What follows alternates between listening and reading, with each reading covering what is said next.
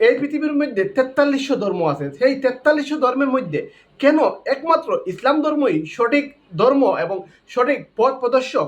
একজন ফরাসি বৈজ্ঞানিকের মুখ থেকে শুনুন তার বিশ্লেষণের মধ্যে তিনি কিভাবে সুন্দরভাবে উপস্থাপন করেছেন কেন ইসলাম ধর্মই একমাত্র ধর্ম।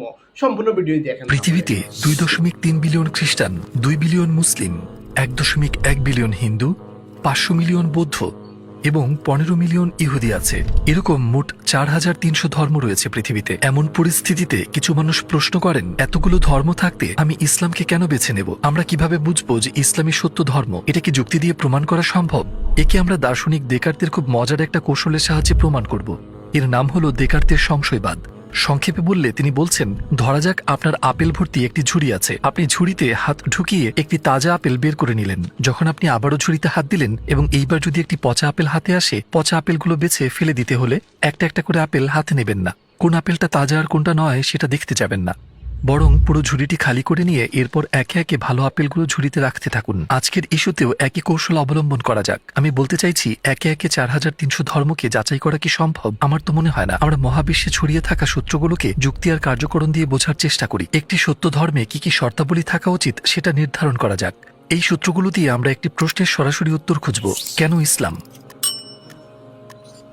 এখন একটা বিল্ডিং তৈরি করার সময় আপনি প্রথমে ফাউন্ডেশন তৈরি করবেন, তাই না? কয়েকটি ধাপ পার করতে হবে। এই ইস্যুতে ফাউন্ডেশন থেকে শুরু করে আমরা একে একে বিষয়গুলো বাদ দিতে থাকব। সেক্ষেত্রে আমাদের ফিল্টারগুলো হবে, সৃষ্টিকর্তা কি আছেন? ধর্মের কি প্রয়োজনীয়তা আছে? যদি ধর্মের প্রয়োজনীয়তা থাকে তাহলে কি পবিত্র গ্রন্থ বা নবীর প্রয়োজন কি আছে? প্রথমে এই বিল্ডিং এর ফাউন্ডেশন নিয়ে ভাবা যাক। সেটা হলো সৃষ্টিকর্তার অস্তিত্ব আছে কিনা। আপনি হয়তো একে প্রমাণ করার বিভিন্ন উপায়ের কথা ভাবছেন, কিন্তু আজ আমাদের দৃশ্যমান মহাবিশ্ব থেকেই এই প্রশ্নের উত্তর খুঁজে নেওয়া যাক।